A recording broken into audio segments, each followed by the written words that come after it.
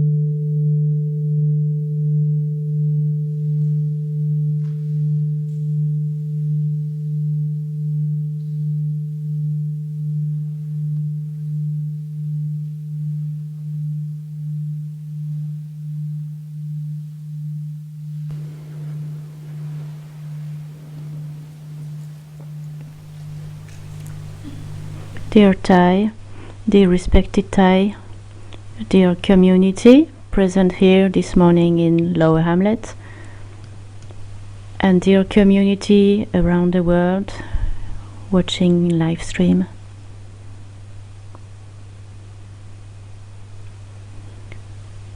I hope translations are working well. So this morning we have a lot of translators, because there are a lot of translators present here in this room, and then translators in other hamlets. So some in 25 kilometers from here in New Hamlet, and some others in 3 kilometers from here in Upper Hamlet, and many people watching all around the world. So it's a whole lot of conditions that gather so that we can watch and listen to the Dharma talk together this morning.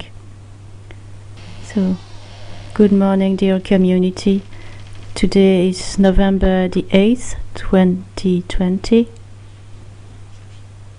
and we are in Assembly of Stars Meditation Hall.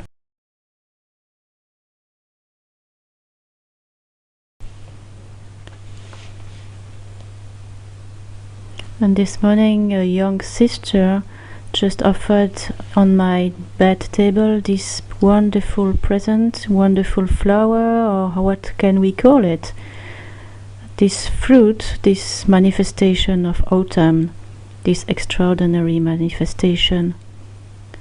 It's just like a net assembled with this wonderful orange ball. Do you see it at the camera? It's just like a flame.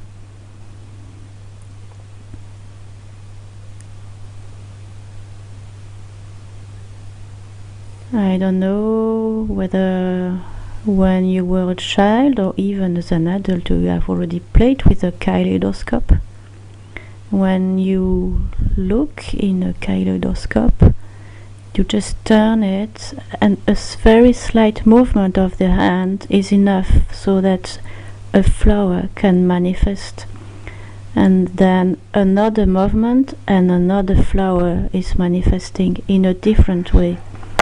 And so the first flower has disappeared when the second one manifests. And this manifestation, this kind of game that we offer to the children, but most adults always also enjoy admiring these. According to me, it really is an example of our life, with all causes and conditions who gather together to manifest something.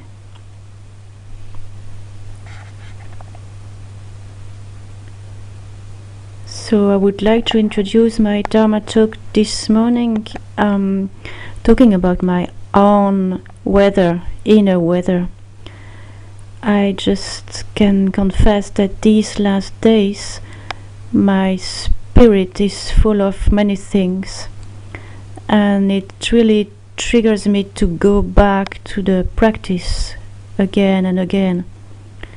So coming back to the breathing, bringing mindfulness of the breath, mindfulness of my steps, coming back to calm down this large quantity of thoughts that are rising during the day, but also mainly maybe when I wake up in the morning.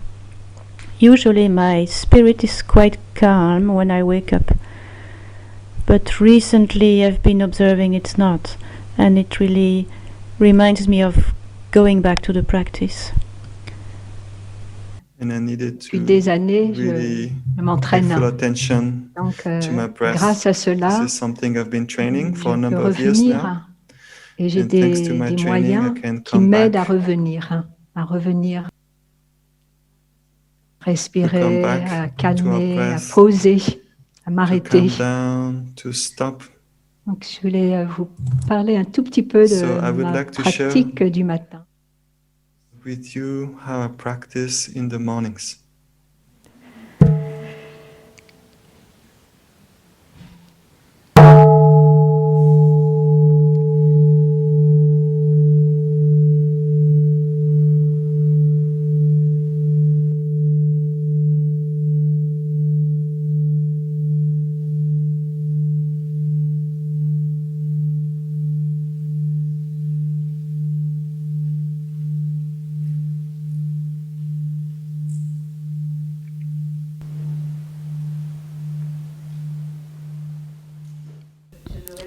So when I wake up in the morning and I see that my mind drifts away in many thoughts, I come back to a gatha that we recite in the morning. And in this poem, there is the smile, bringing the smile. And I know that lately, it has been more difficult for me to bring a smile. We have one of our sisters who is very sick, who is at the end of her life. And of course this brings up many thoughts in me. Also all what is happening in France and in the world. So I smile, I breathe, I make steps in mindfulness, I brush my teeth, and I bring all my attention to all my actions, and I do everything more slowly. Then I walk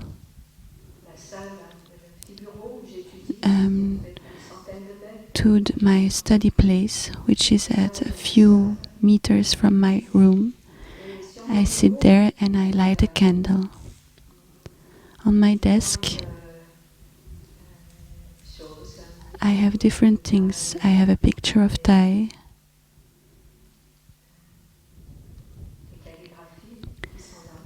calligraphies, words that inspire me.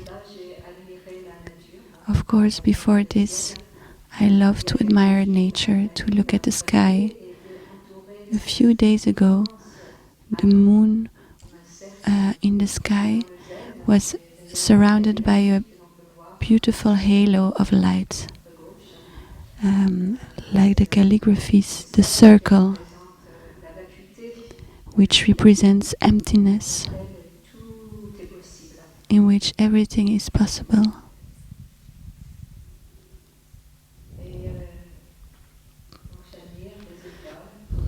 So I look at the stars or at the clouds. And on my desk as well, there are those hands, this little sculpture in wood, which represents two hands.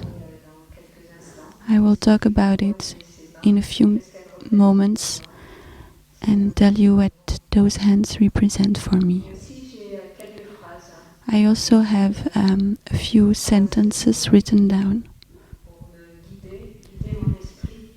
sentences that guide my mind and help me to change my mindset. So these sentences,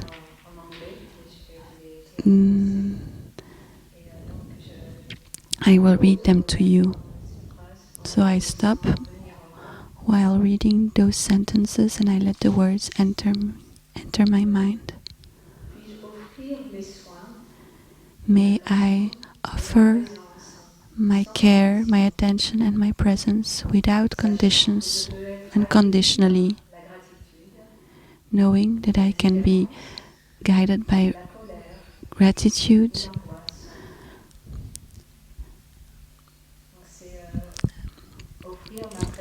so may I offer my care and presence unconditionally, knowing that I may be met by gratitude, indifference or anger or anguish.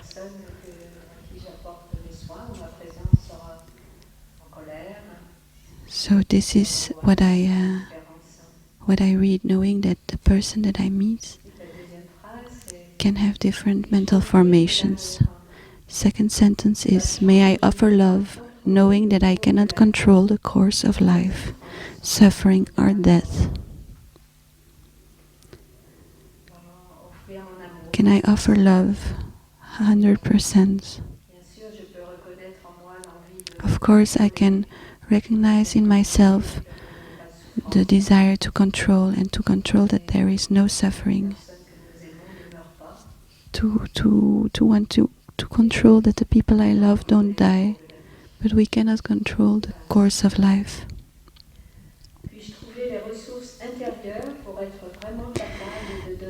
May I find back the inner resources to be really capable of giving. May I be peaceful and let go of expectations. So my own expectations, what I expect of myself. May I accept things as they are. May I see my limits compassionately, just as I view the suffering of others. So really accept my own limits with compassion. So in myself I have a lot of gratitude of having encountered the practice. Practice helped me to have a different view on the world and on myself, an open view, a view that can wonder at the wonders of life, and also to open my heart to be able to understand.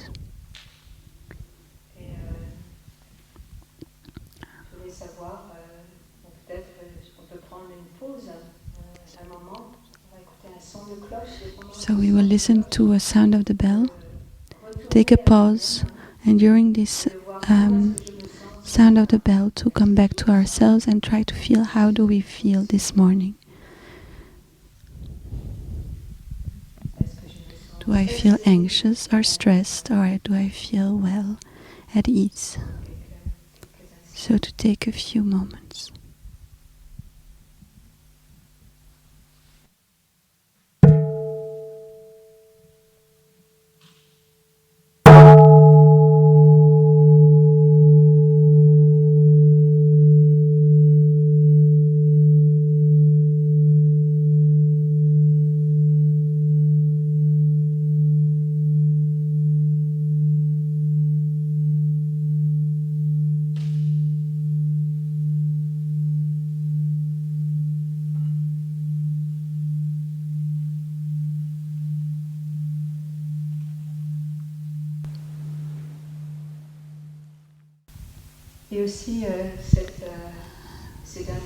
And also, these last days, maybe like many of us,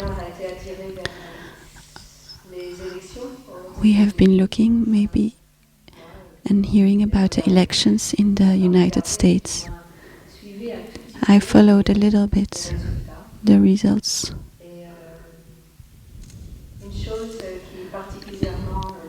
And something that really touched me, as monastic we don't take part, we don't choose sides.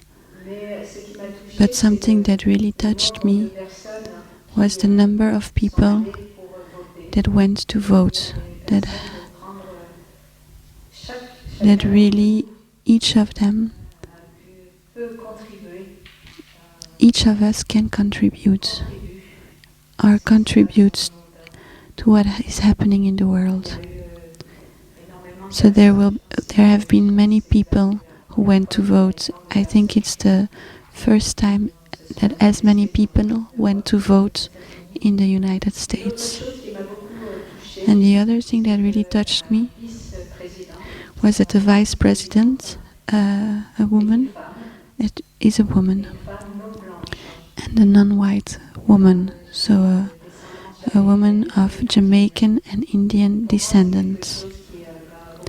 And this touched me a lot when I read this. Particularly because during this 3 months retreat we are talking about non-discrimination.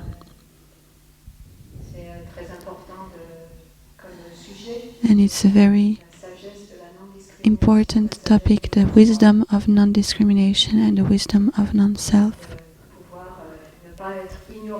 And to be able to not be ignorant is a privilege that we can have, of the privileges we can have, especially when we are white people, to not be ignorant of the privileges this brings. So I want to invite you to do a meditation about this sculpture of hands. So our teacher very often used the example of the hands to teach us many different things, to help us. So what does it represent? So it's a little sculpture made of wood of olive tree. So when you look at it, maybe we can see bringing our attention to these hands. I bought the hands during when I traveled to Israel, and when I saw the sculpture, it touched me a lot because the hands are not only one color. The wood has many different colors, many different nuances. Et donc dans ces mains, je peux voir le bois d'olivier, cet arbre qui est très beau. Et puis aussi, je peux voir la personne qui a sculpté. So when I look at these hands at the sculpture, I also see the person who sculpted this sculpture. And if there hadn't been the sun, the water, the rain, the earth, the olive tree would not have been able to grow. And if the sculpture would not have had the parents of the sculptor, you can see all these elements in this sculpture. And these hands, to me, are a symbol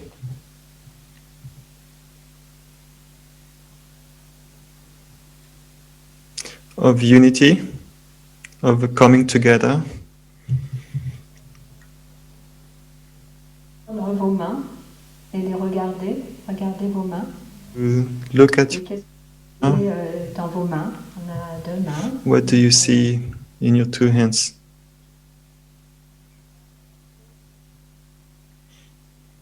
You can see the skin covering the hands, and the skin is covered with cells constantly dying and constantly being born. Our whole body is being renewed every moment. And after a number of years, the billion of cells in our bodies are renewed about every 7 years. So we have a whole new body every 7 years. And beneath the skin, we have sinews and muscles and bones.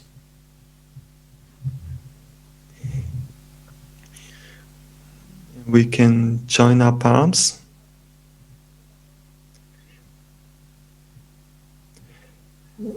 And our two hands walk together. They collaborate. Maybe if I try to open this thermos, one hand is holding the thermos, the other is opening it.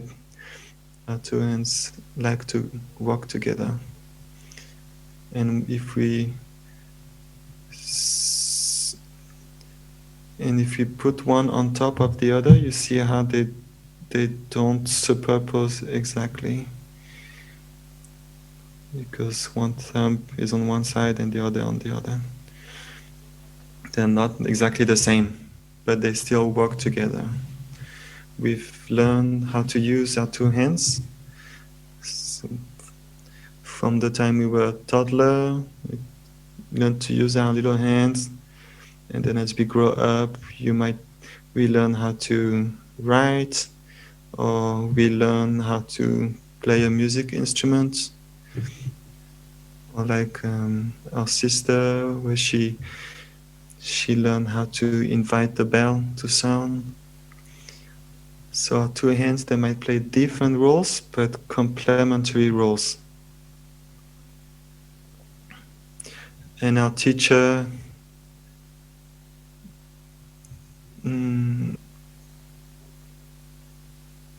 has told us about this interbeing nature between our two hands. And our parents, our grandparents, our teachers, they are present in us, in our hands, to the skills we manifest. I often talks about a French writer named Albert Camus. Some of you might have heard about him. And Albert Camus received the Nobel Prize for Literature in 1957. His father died during the war. His mother was illiterate and almost deaf. And the conditions seemed to not allow him to become the amazing writer that he's become. And when he became the Nobel Prize for Literature, he wrote a letter to his French teacher, a French teacher who believed in him, who gave him confidence.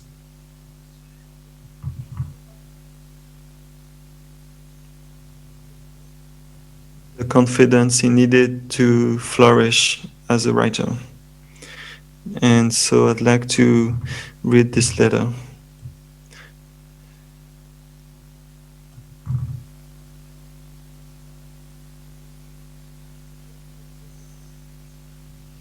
Dear Monsieur Germain, so this letter was written on November the 19th. Today is the 8th of November, so same time of the year. I let the commotion around me these days subside a bit before speaking to you from the bottom of my heart. I have just been given far too great an honor, one I neither sought nor solicited.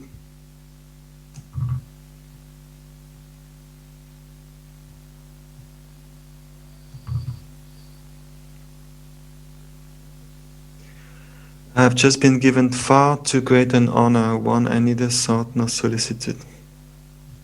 But when I heard the news, my first thought after my mother was of you.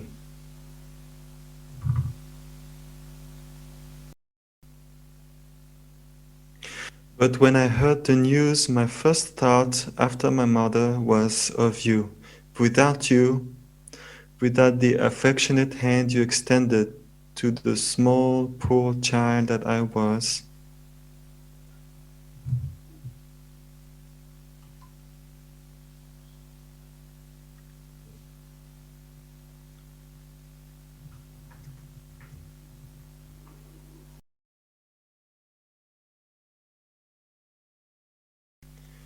let's listen to one sound of the bell before I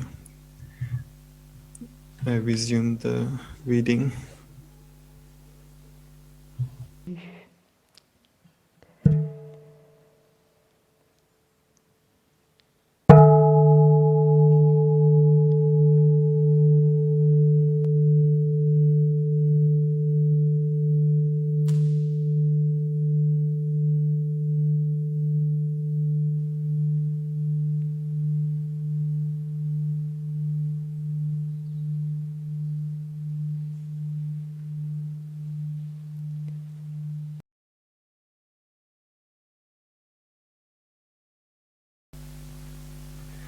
But when I heard the news, my first thought after my mother was of you. Without you, without the affectionate hand you extended to the small, poor child that I was, without your teaching and example, none of all of this would have happened. I don't make too much of this sort of honor, but at least it gives me the opportunity to tell you what you have been and still are for me, and to assure you that your efforts, your work, and the generous heart you put into it still live in one of your little schoolboys, who, despite the years, has never stopped being your grateful pupil. I embrace you with all my heart, Albert Camus.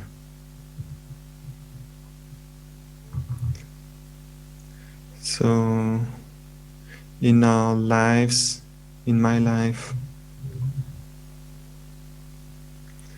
to keep this feeling of gratefulness for teachers, parents, grandparents, all of the friends present in our lives. It's very important not to take anyone for granted. And this is a very beautiful letter that Albert Camus wrote to his teacher. I also have a lot of gratitude for my teacher, Tai, for what he's been transmitting to us.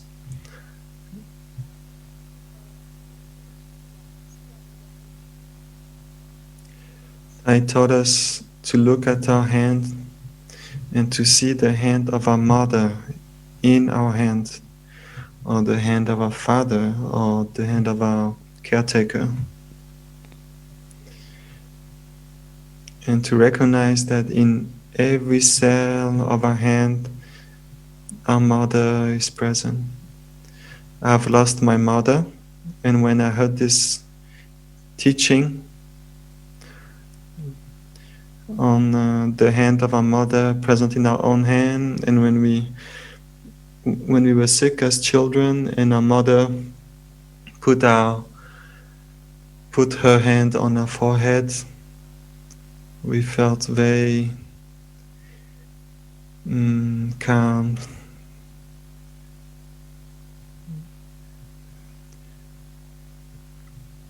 And this is a teaching that really moved me. It allowed me to look deeply into myself and see the presence of my mother inside of me.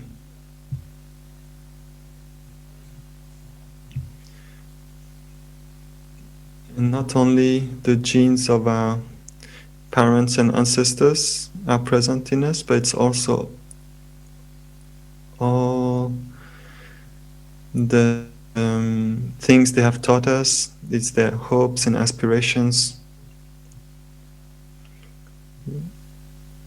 Recently I heard one of Thai's teaching during a French-speaking retreat. Thai was talking about his hands, and he invited us to look at the non-self elements. And Tai recited 2 French poems that he learned when he was very young, when he was a child. So those are 2 little poems.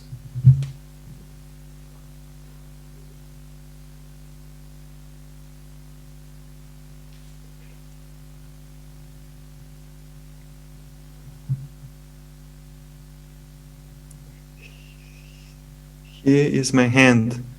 It has 5 fingers. Here are 2 and here are 3. This is the little guy, the little one. It's called the thumb.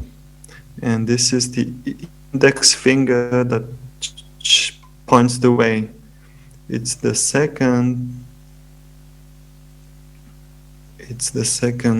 finger. And then the middle one is like the big brother. And the little finger, the ring finger. The ring finger shows off its beautiful ring. And then there's the little finger that just follows everyone. And so Tai was smiling, full of joy when he was reciting this little poem. Now I go to school. Every day I learn a new lesson. The bag on my shoulder says I'm a big boy. And when the teacher speaks, I pay attention and remember what he says. He's very happy with me because I see him smiling. That was the second poem, that French poem that I learned as a young boy in Vietnam.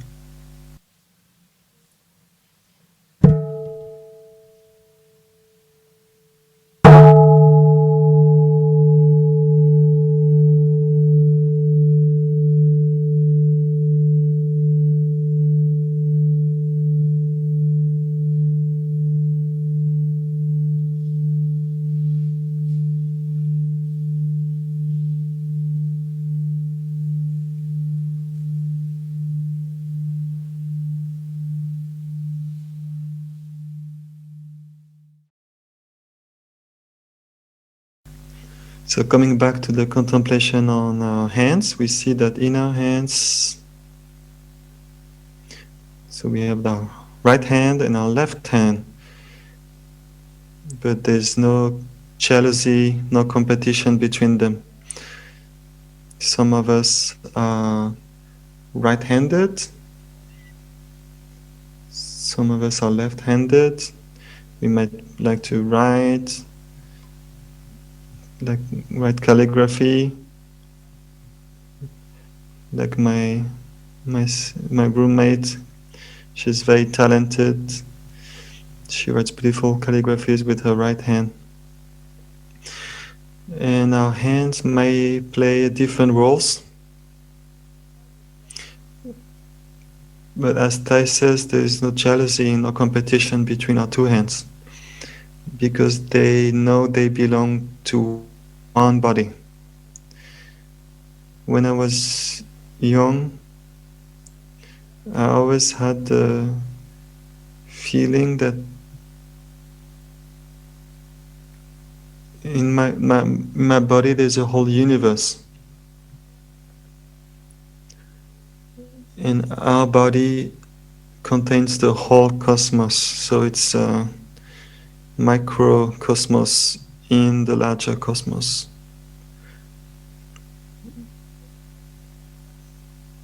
Recently I saw a picture of the NASA, picture of the galaxy.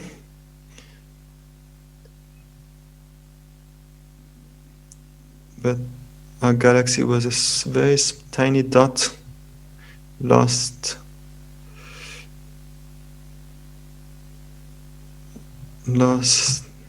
among all other galaxies. And I was reflecting on how our mind traps us into the self-importance. We are so wrapped up in our idea of a little separate self, and we don't see the immensity of life, of the universe.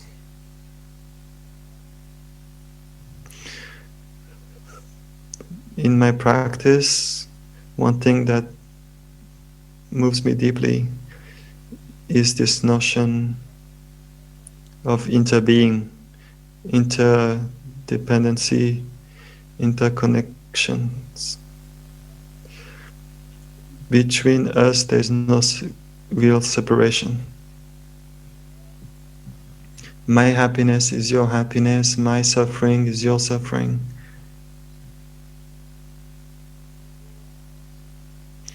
And to bring peace to the world, to bring happiness to the world,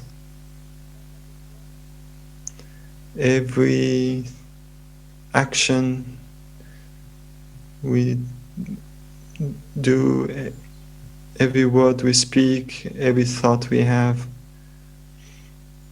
if there are thoughts of peace, compassion, these are my offerings to the world.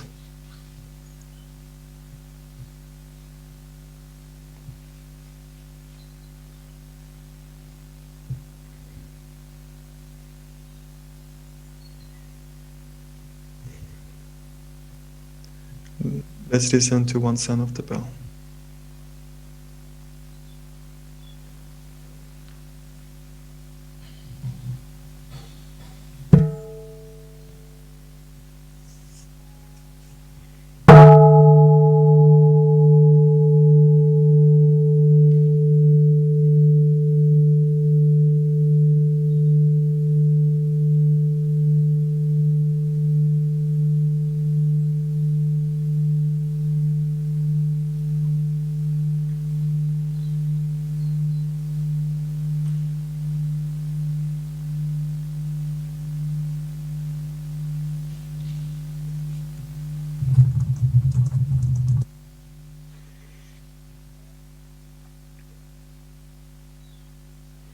Another example offered by a teacher is the story of one day when he was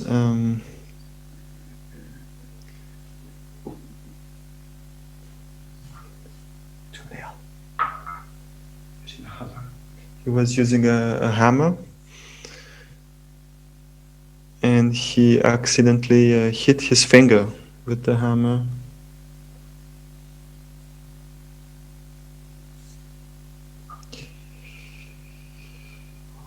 And this is for us to reflect on whether when someone is hurting us, are we able to actually help that person, to see their suffering, to see they're still a part of us.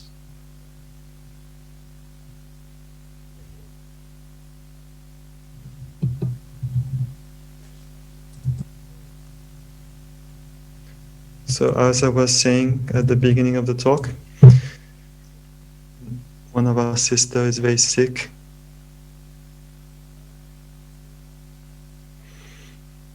And I've been reflecting on my own death, on the death of my beloved ones, and identifying the sadness, the grief, or any other emotion that might come up, thinking about dying. Also thinking of the family of this sister.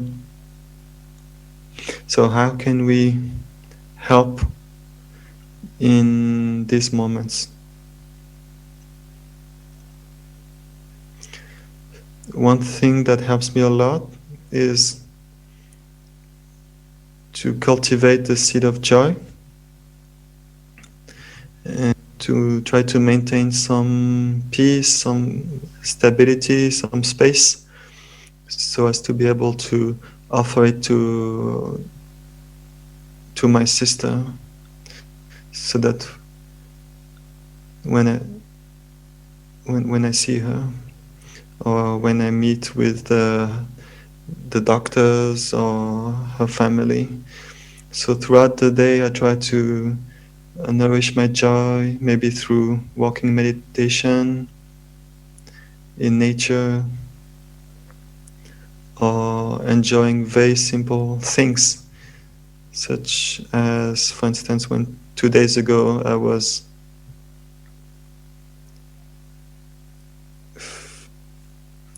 feeling very tight inside. I had no more space, and but luckily my sister showed me, pointed out the window.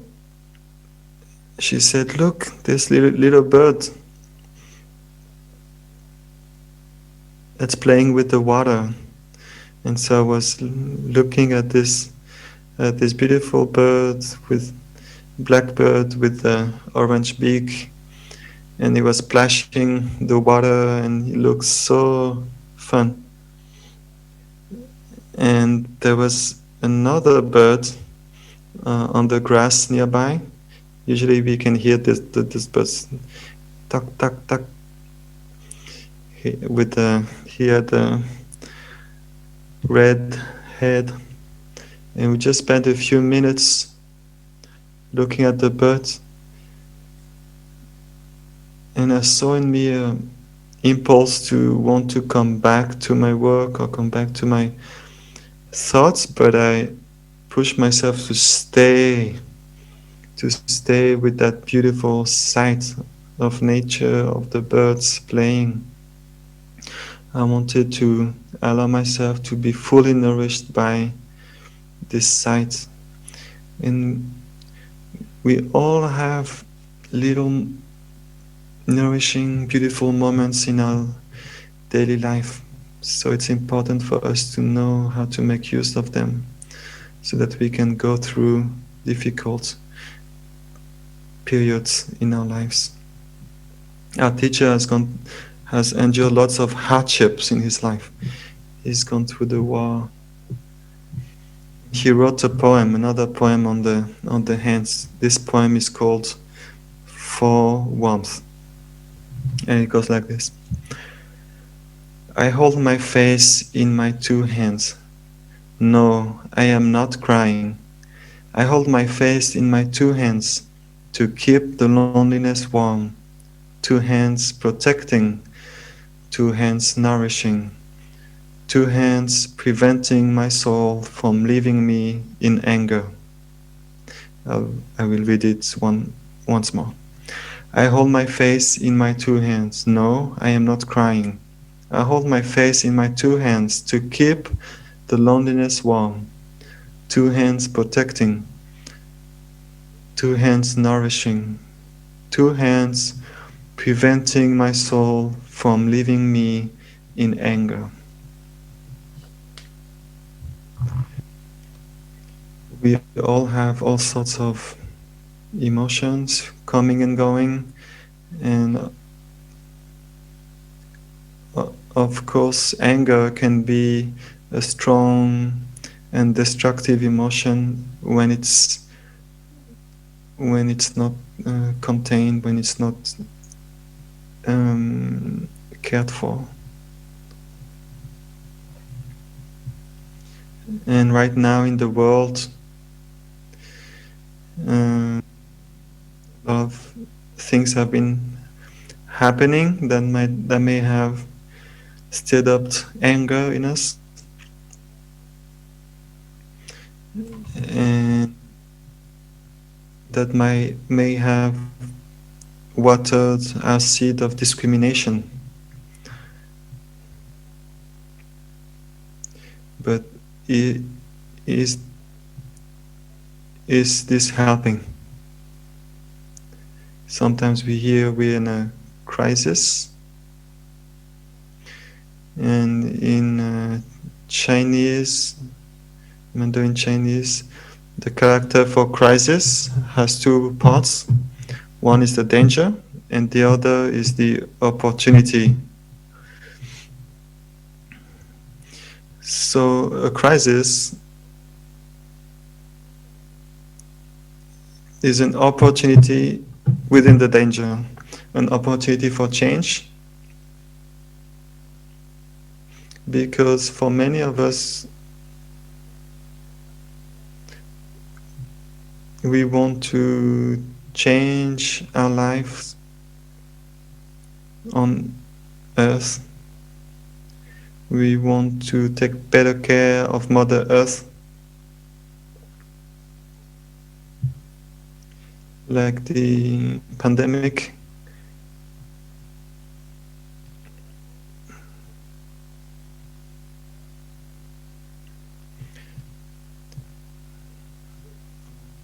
may have taken our attention away from the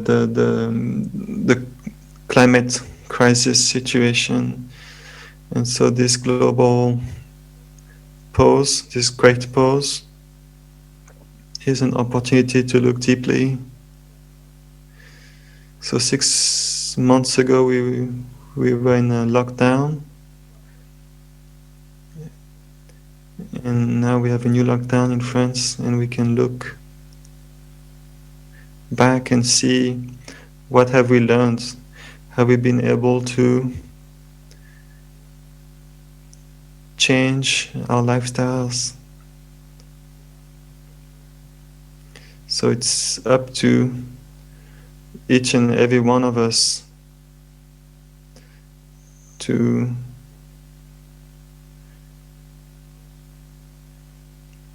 look at what we can do.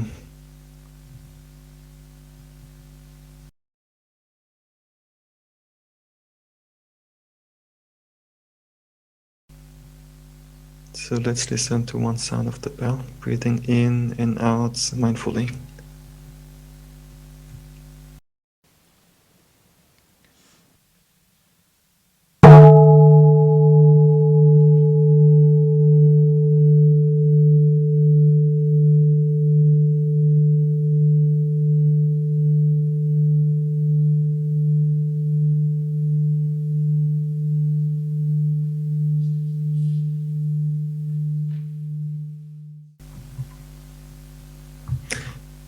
I'm going to write a sentence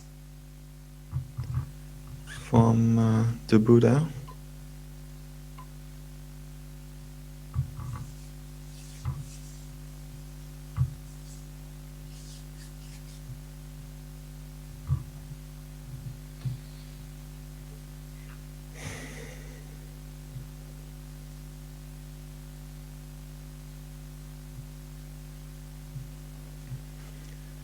This is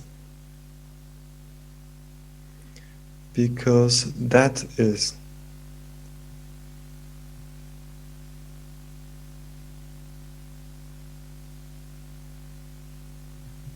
This is because that is.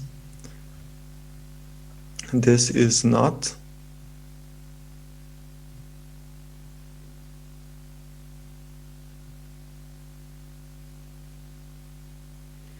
Because that is not.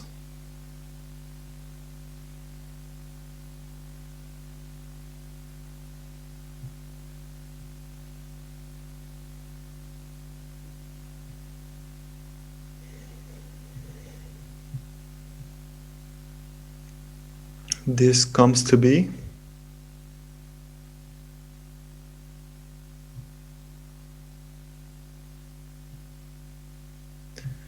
because that comes to be.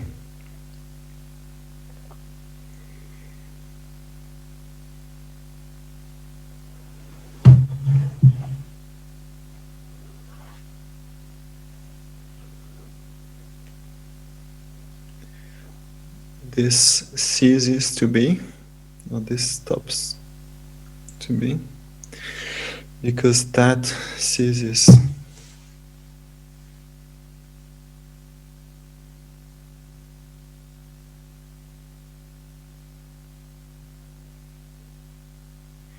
And our teacher, Tai, added another sentence. This is like this,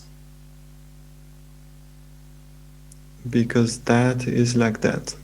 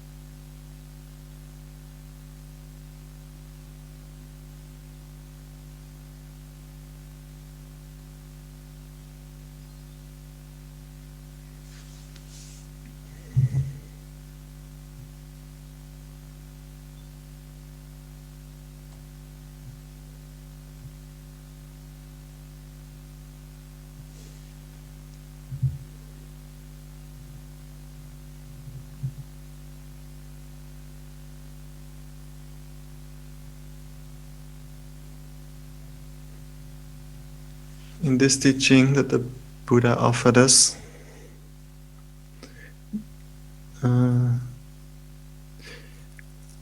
this is one of the teaching I resonate with the most. It's this teaching on conditionality, how conditions manifest things. It's the understanding that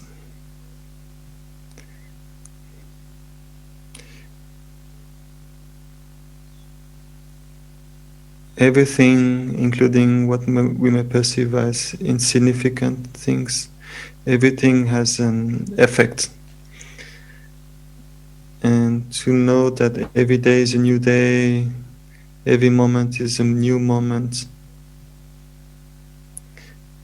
and I can always do something. Through the practice, I found out that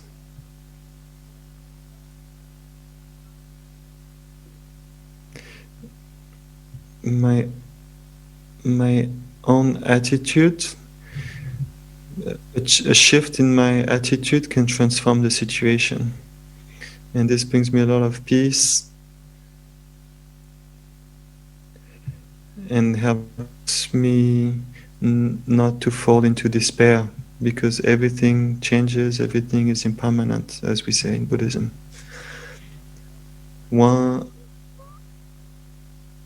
One thing I would like to share with you, which is a bit personal, is that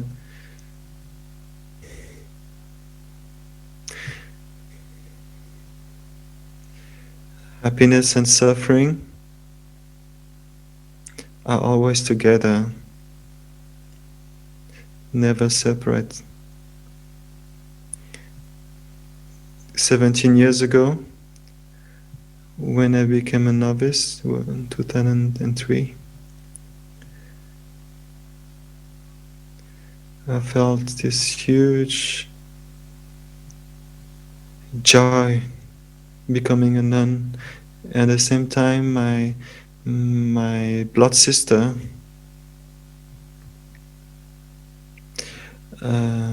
was suffering from leukemia, blood cancer, and I was a donor for stem cells therapy. And a few days after ordination, I had to go back to Bretagne, west of France, to donate. And I had this two feelings at the same time in 2003. One is the joy of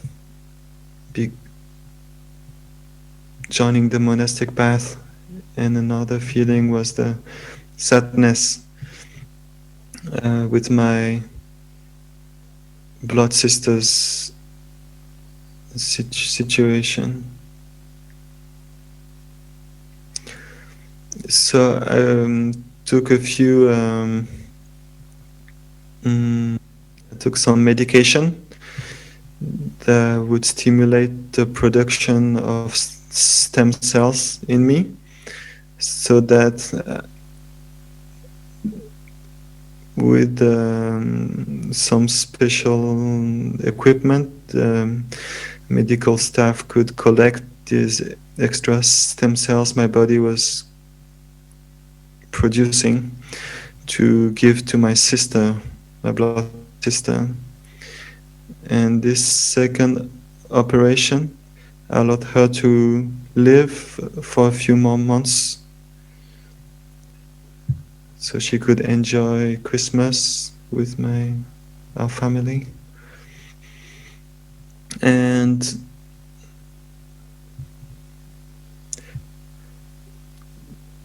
when the doctors were collecting the stem cells, I remember chanting the Avalokiteshvara's name, hoping that the energy of compassion would enter the stem cells and help them.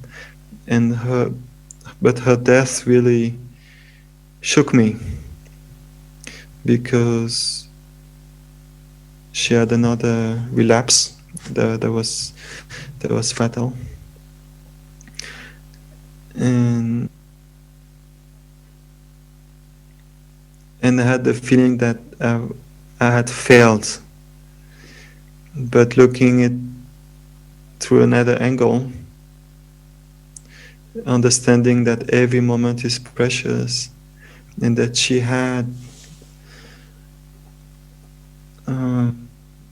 extra moments to live, and to see that, and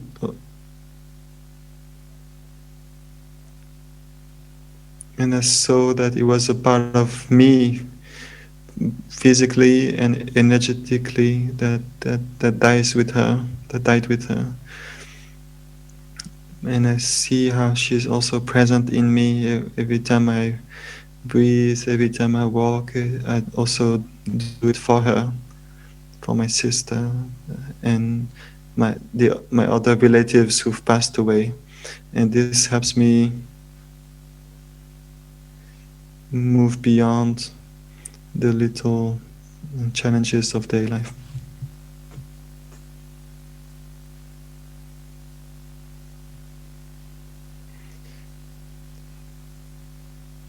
This helps me cultivate gratitude for life.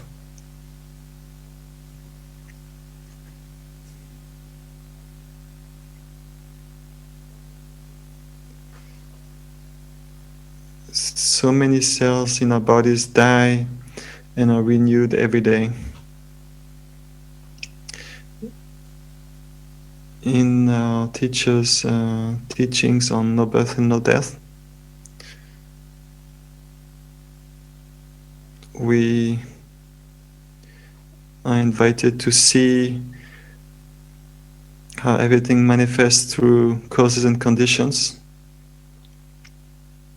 And when one condition ceases to be, then the manifestation stops for another manifestation to come to be.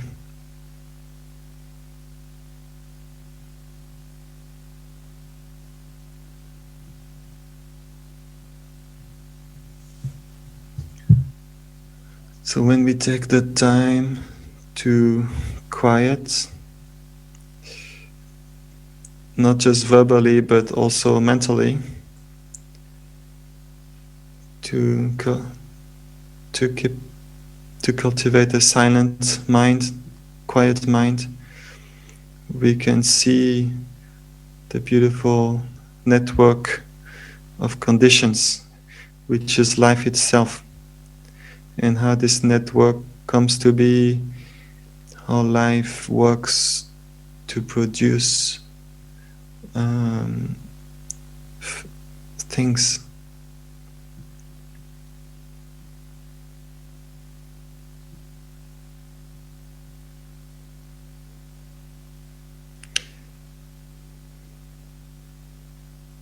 Another practice which nourishes me a lot is walking meditation, eating meditation, contemplating the food. And when I first moved to Lower Hamlets,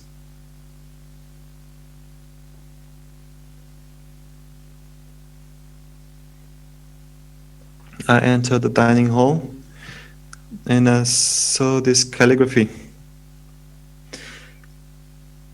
This piece of bread is the body of the whole cosmos.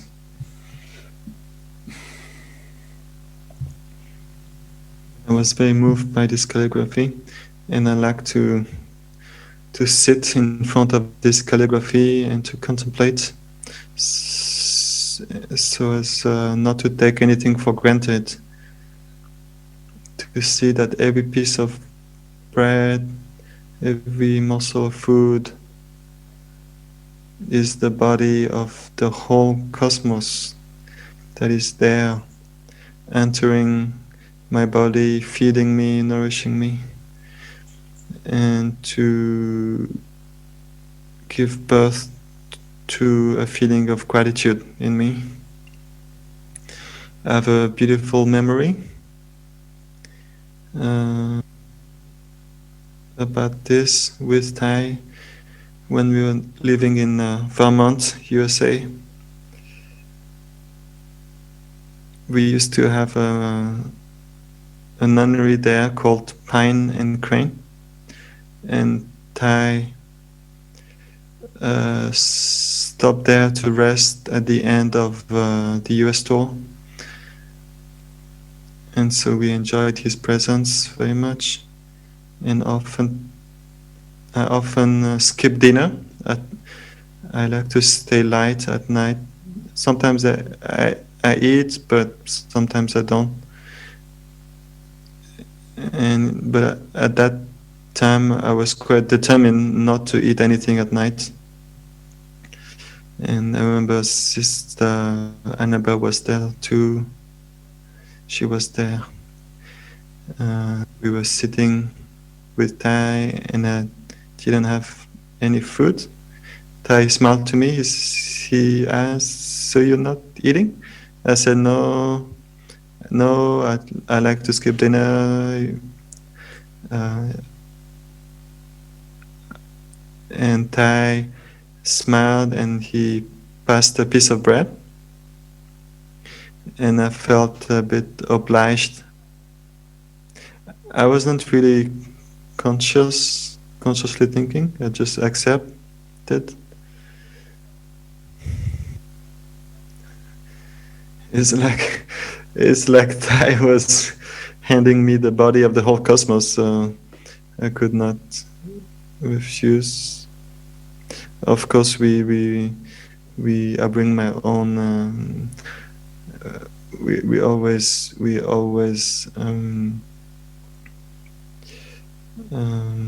bring our own perceptions, our own interpretations to every situation.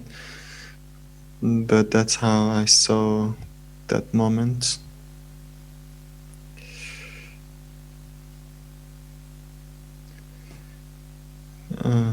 Because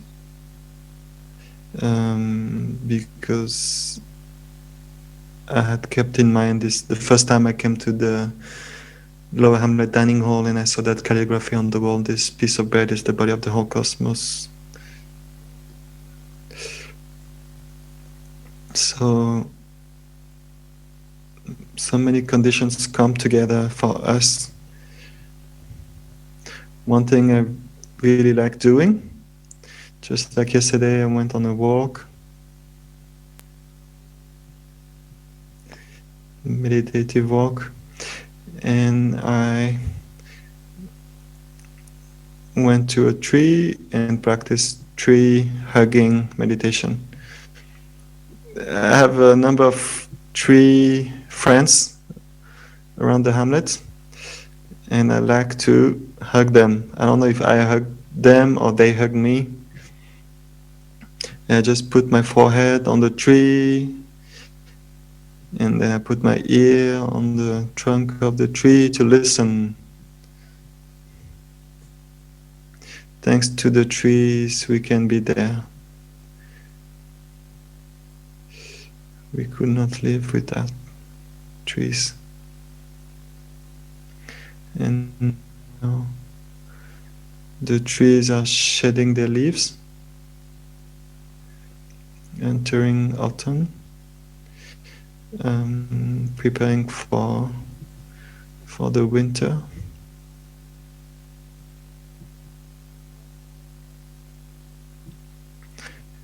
Every move I make, so we were talking about the hands, every movement I make with my hands, every gesture, and also every word I say, every thought I produce, I want to remember that I have an impact on the world. And that's the case for each and every one of us. I'd like to end this talk with a story. It's the story of Snowflake number 3,741,952. That's the snowflake. So two birds talking to each other. Tell me the weight of a snowflake, a chickadee asked a wild dove. Nothing more than nothing, was the answer. In that case, I must tell you a marvelous story, the chickadee said. I sat on the branch of a fir tree, close to its trunk, when it began to snow. Not heavily, not in a raging blizzard, no, just like in a dream, without any violence. Since I didn't have anything else to do, I counted the snowflakes settling on the twigs and branch. Their number was exactly 3,741,952. When the next snowflakes dropped onto the branch, nothing more than nothing, as you say, the branch broke off. Having said that, the chickadee flew away. The dove thought about the story for a while and finally said to herself, perhaps all that is missing in the end is the gesture of one person to make a situation change, to make many things change. So this is a story about collective awakening. So let's not just wait for someone else to change. Let's each look within and not underestimate our daily actions, because we might be the last snowflake that breaks the branch.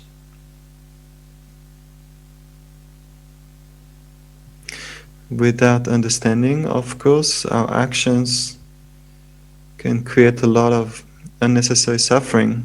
So it's about understanding through our own daily experience. Oh, maybe we reflect, oh, when I said this, I made my beloved one sad. So next time, let me do better. We all have a wish to transform our habits, and we know that it does take time, it does take training, again and again.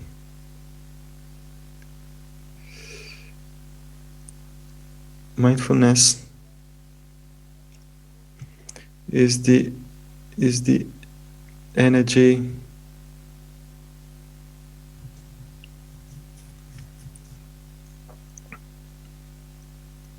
that brings the eye of the Buddha, the eye of Avalokiteshvara. This is concentration. It opens the eye, our inner eye, that can transform our way of life, that can transform our way of doing things.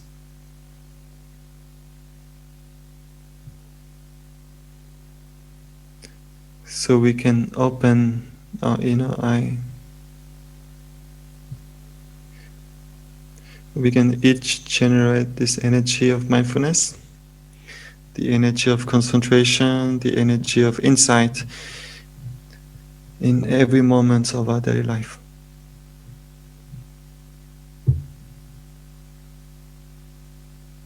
Thank you, dear friends, for listening.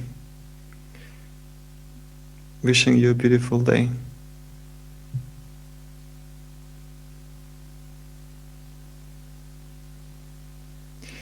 Inviting you to look at your hands in your new way. Lonely or sad or despair, powerless. We may practice self-hug. And we feel the support of our ancestors, spiritual ancestors and blood ancestors, holding us tenderly with their presence. We take care. Thank you.